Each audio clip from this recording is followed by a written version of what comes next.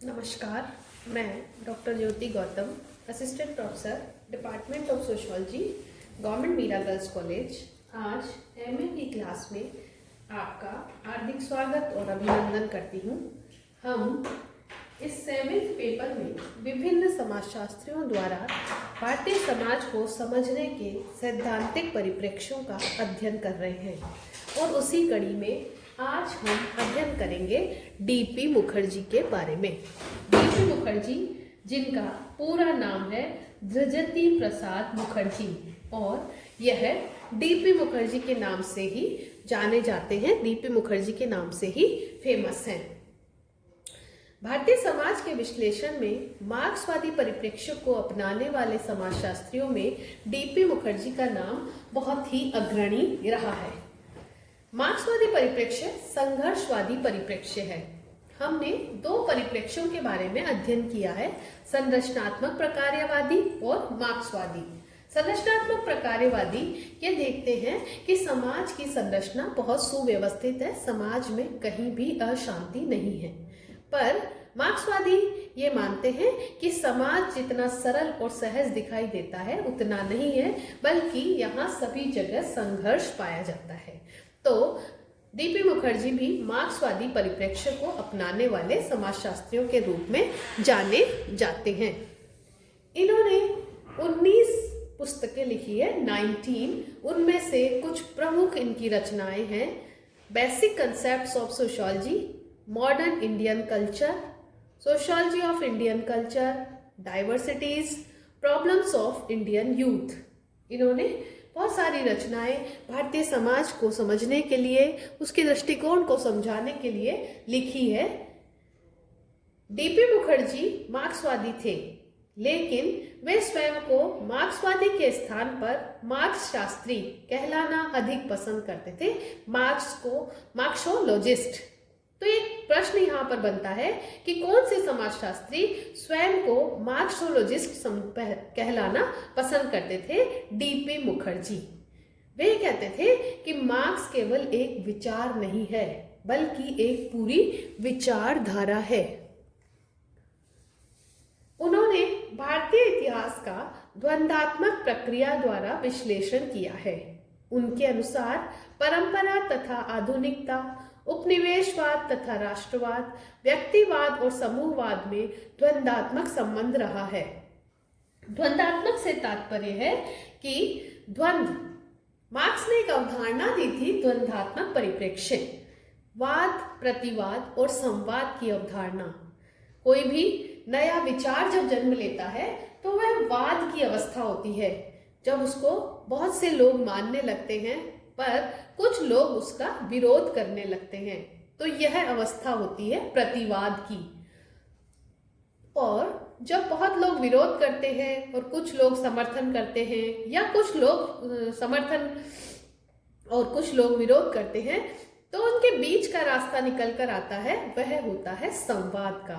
तो यही द्वंद्ववाद है। उनके अनुसार हमेशा परंपरा और आधुनिकता में, उपनिवेशवाद एवं राष्ट्रवाद में और व्यक्तिवाद और समूहवाद में द्वंद्वात्मक संबंध रहे हैं, आपस में द्वंद्व रहा है।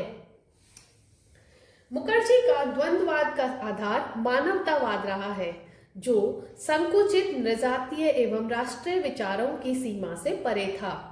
मुखर्जी ने भारतीय समाज के अध्ययन के लिए परंपराओं के अध्ययन को आवश्यक बताया।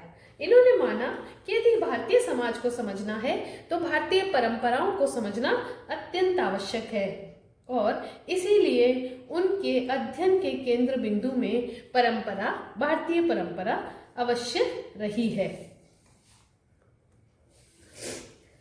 मुखर्जी के विचारानुसार सामाजिक मूल्य और वर्ग हितों में पहले पारस्परिक संघर्ष एवं अंतर्लेप होता है, फिर उनमें समन्वय पैदा होता है और यह प्रक्रिया चलती रहती है। इससे समाज में परिवर्तन होता है। तो संघर्षवादी ये भी मानते हैं कि समाज में परिवर्तन तो निश्चित रूप से ही होता है, परिवर्तन तो होगा ही।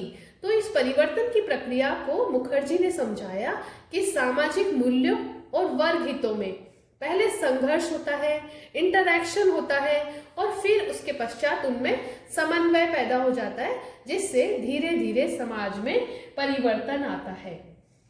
भारत में भी यह प्रक्रिया इसी तरह से चलती रही है।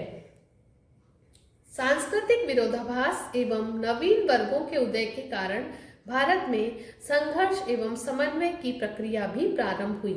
भारतीय संस्कृति एक अलग तरह की संस्कृति थी। धीरे धीरे जब वह अन्य लोगों के संपर्क में आई तो उसके मध्य संघर्ष और समन्वय की प्रक्रिया प्रारंभ हुई।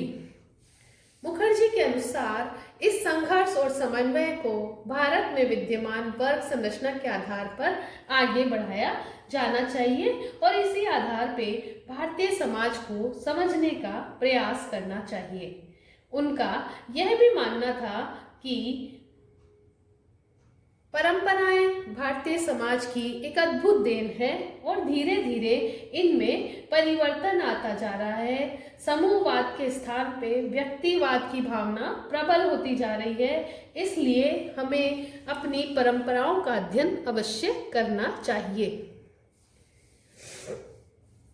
इनके अनुसार भारतीय संस्कृति का इतिहास सांस्कृतिक समन्वय का इतिहास है। भारत की मौलिक संस्कृति उपनिषदों में वर्णित सिद्धांतों पर आधारित है। इसमें सभी क्रियाएं मनुष्य को मोक्ष प्राप्ति के लिए प्रेरित करती है। बौद्ध संस्कृति ने भारतीय संस्कृति को लचीला बना दिया। मुस्लिम शासनकाल में भारत की कोई विशेष प्रगति नहीं हुई, परंतु अंग्रेजी शासनकाल में भारतीय समाज की अर्थव्यवस्था में अनेक महत्वपूर्ण परिवर्तन आए। तो मुखर्जी कहते हैं कि भारतीय संस्कृति सांस्कृतिक समन्वय की संस्कृति है। यहाँ जो भी जिससे भी हम मिलते हैं उनके साथ में समन्वय स्थापित कर लेते हैं और मौलिक रूप से हम मोक्ष प्राप्ति पर अपना बल देते हैं कि जीवन का अंतिम लक्ष्य मोक्ष प्राप्त करना है। लेकिन जब बौद्ध संस्कृति डेवलप हुई, मुस्लिमों के साथ में हमारे विचारों का आदान प्रदान हुआ, अंग्रेजी शासन काल आया, तो हमारी सोच में, हमारे विचारों में बहुत ही परिवर्तन आए। और मुखर्जी के अनुसार हमारी परंपराओं में परिवर्तन के 3 तत्वों श्रुति, स्मृति एवं अनुभव को मान्यता प्रदान की गई है। अनुभव को विशेष रूप से महत्वपूर्ण माना गया है। कई उपनिषद तो व्यक्तिगत अनुभवों पर ही आधारित हैं। जब हम सुनते हैं, विचार व्यक्त करते हैं और जैसे हमारे अनुभव होते हैं, उसी तरह से हमारी परंपराओं में भी धीरे धीरे परिवर्तन आता है। नवीन अर्थव्यवस्था, पश्चिमी शिक्षा, नवीन व्यवसाय ने भारतीय समाज में गतिशीलता की वृद्धि की तथा परंपरागत मध्यम वर्ग की समाप्ति करके नवीन मध्यम वर्ग का निर्माण किया, जिसने सामाजिक आर्थिक विकास में विशेष भूमिका अदा नहीं की। मध्यम वर्ग ने भारत में अंग्रेजी शासनकाल की जड़ें मजबूत करने में सहायता प्रदान की। उन्होंने कहा कि जब अंग्रेजों के साथ में संपर्क हुआ, जब भारतीय संस्कृति का, क्योंकि भारतीय संस्कृति एक समन्वयवादी संस्कृति है, जिस भी संस्कृति के साथ उसका मेल मिलाप होता है तो वह अपने में उसको ऐड कर लेती है, कुछ परिवर्तन कर लेती है। तो जब अंग्रेजों के साथ में हमारी संस्कृति का समन्वय हुआ तो नई अर्थव्यवस्था आई, नई शिक्षा पद्धति अपनाई, नए तरह के व्यवसाय भारतीय समाज में हुए। इससे समाज में गतिशीलता की वृद्धि हुई और एक नए वर्ग का उदय हुआ, मध्यम वर्ग का।